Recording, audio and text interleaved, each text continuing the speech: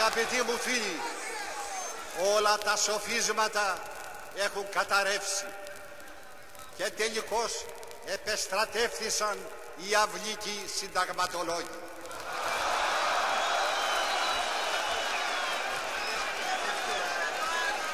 Είπαν, πράγματι ο βασιλεύς απέλυσε τον Παπανδρέου, αλλά είχε δικαίωμα, έκαμε χρήση δικαιώματος. Απήντησα εις το Συμβούλιο του Στέματος, δεν είναι το χρήσης δικαιώματος, είναι το κατάχρησης δικαιώματος.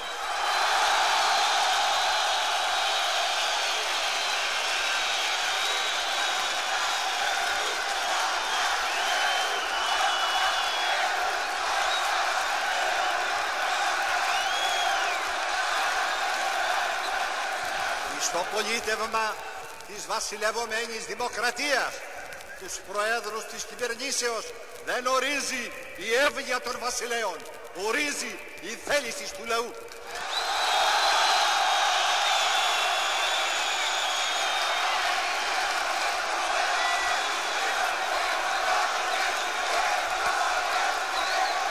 Και εφόσον επήλθε διάσταση, εν ήτο το χρέος του βασιλέως να διαλύσει την Βουλή και να καλέσει το λαό να αποφασίσει για την κυβέρνηση της αρεσκίας του.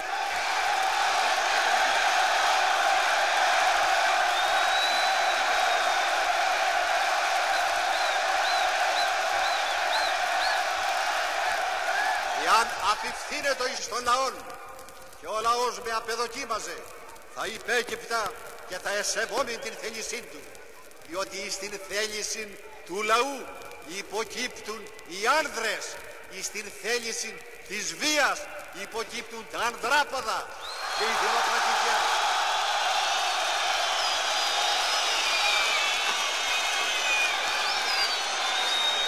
Και δεν ανήκω εις αυτή την κατηγορία. Και ήρχισεν να τη διεντολάς εις μέλη της Ενώσεως Κέντρου.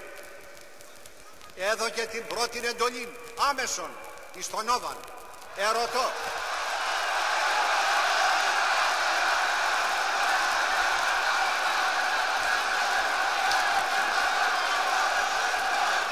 Ερωτώ, ποια δεδηλωμένη υπήρχε υπέρ του Νόβα όταν έλαβε εντολή, ή το απλούν μέλος της Ενώσεως Κέντρου. Και η Βουλή απεδοκίμασε την βασιλική εντολή. Τουλάχιστον τότε έπρεπε να σκεφτεί τον λαό.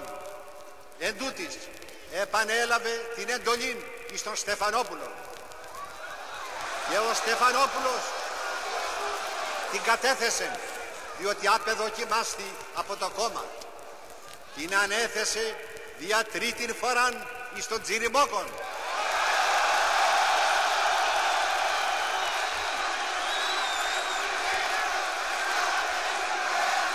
Και ερωτώ, ποιαν δεδηλωμένη είχε υπέρ αυτού ο Τσιριμόκος προ λίγων ημερών εις την Θεσσαλονίκη είχε καθιβρίσει και είχε ονομάσει κυβέρνηση εντροπής την κυβέρνηση Νόβα, που στηριζόμενος ο ανώτατος άρχον έδωκε εντολή εις τον κύριο Τσιριμόκον.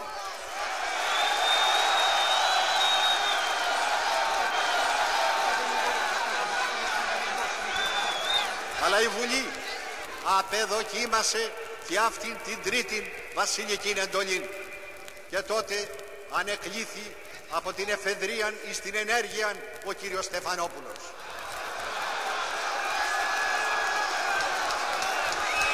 Και του ανέθεσεν εντολή. Αλλά αυτό δεν σημαίνει σεβασμόν της πλειοψηφίας, όπως το απεκάλεσαν οι αυλικοί συνταγματολόγοι. Σημαίνει ακροτηριασμόν της θελήσεως του λαού. Αλλά τώρα έχει ευρεθεί νέον επιχείρημα. Είπαν, βεβαίως ίσως να έχετε δίκαιο για το παρελθόν, αλλά σήμερον επήλθεν η νομιμότης. Ο Στεφανόπουλος έχει πλειοψηφία στην Βουλή. Είναι επομένως νόμιμος κυβέρνησης.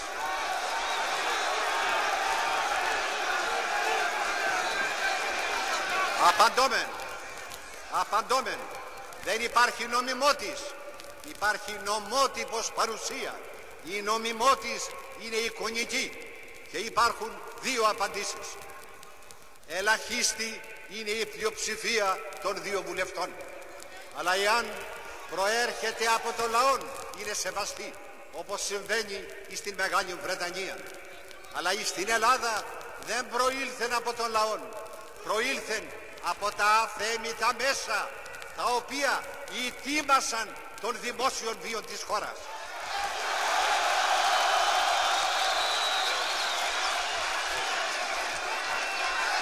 Και υπάρχει και μια δευτέρα απάντηση. Η Ελλάς δεν είναι βουλευτοκρατία, είναι δημοκρατία.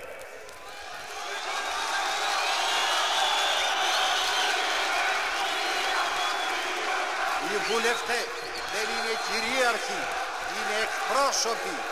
Ο λαός είναι κυρίαρχος.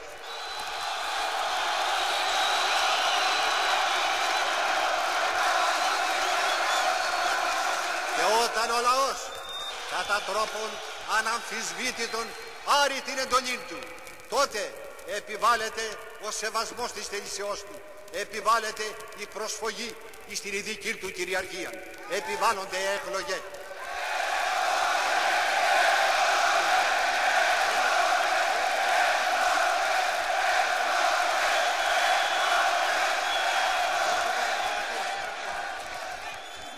Λαέ της Ελλάδος, υπήρξε επομένως και συνεχίζεται η παραβίαση του πολιτεύματος.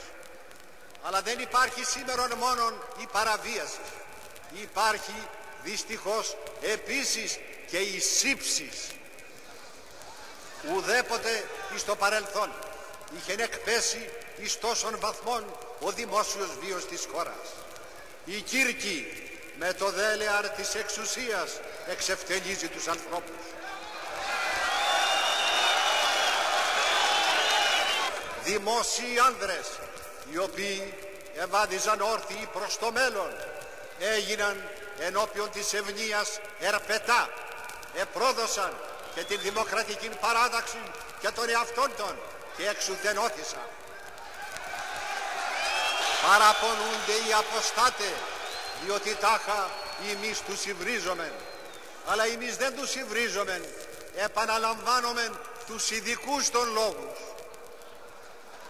Αυτοί υπέγραψαν το κήρυγμα μετά το πρώτο κλιμάκιο Νόβα, στιγματίζομεν την προδοσία. Αυτοί έχουν ονομάσει προδότη των εαυτών των. Αυτοί ονόμασαν κυβέρνηση εντροπής το κλιμάκιο Νόβα. Επομένως, όσα εμείς λέγομεν είναι επανάληψης των ειδικών των λόγων και πράξεις και οι λόγοι είναι ειδικοί των. Και παρουσιάζουν δυστυχώς το θλιβερότερο θέαμα δημοσίων ανδρών στην πολιτική ιστορία της χώρας, για να διατηρήσουν την εμπιστοσύνη των παλαιών αντιπάλων των. Καθημέραν τύπτουν το στήθος και προβαίνουν εις δήλωση μετανοίας. Αλλά δεν είναι δυνατόν να εξέλθουν από το αδύρυτον δίλημμα εάν διεφώνουν διότι παρέμεναν και αν συνεφώνουν διότι υβρίζουν.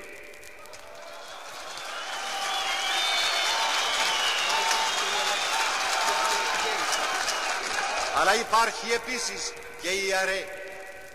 Εχάρη καταρχάς η ιερέ, διότι επέτυχε την διάσπαση της ενώσεως κέντρου. Έβρεν ανταπόκριση το παλαιόν κήρυγμα του αρχηγού της. Εν νωρίς όμως διεπίστωσεν ότι επλανήθη, ότι αυτή θα πληρώσει των λογαριασμών.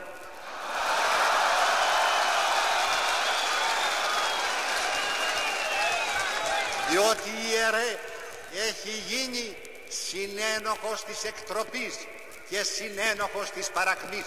Οι αποστάτες δεν πρόκειται να λογοδοτήσουν, διότι δεν υπάρχουν. Η ιερέ θα λογοδοτήσει ενώπιον του λαού και θα καταλογιστούν οι ευθύνες.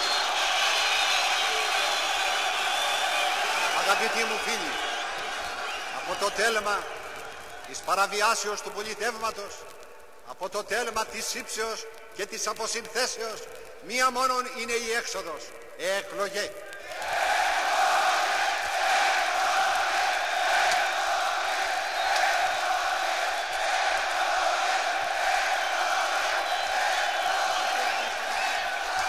Αλλά έχουν επίσης εναντίον της προσφυγής εις τας εκλογάς έχουν επιστρατευθεί προφάσεις. Η πρώτη πρόφαση ήτο η δημοσία τάξης. Είπαν, εάν γίνουν εκλογές, διαταράσσεται η δημοσία τάξης.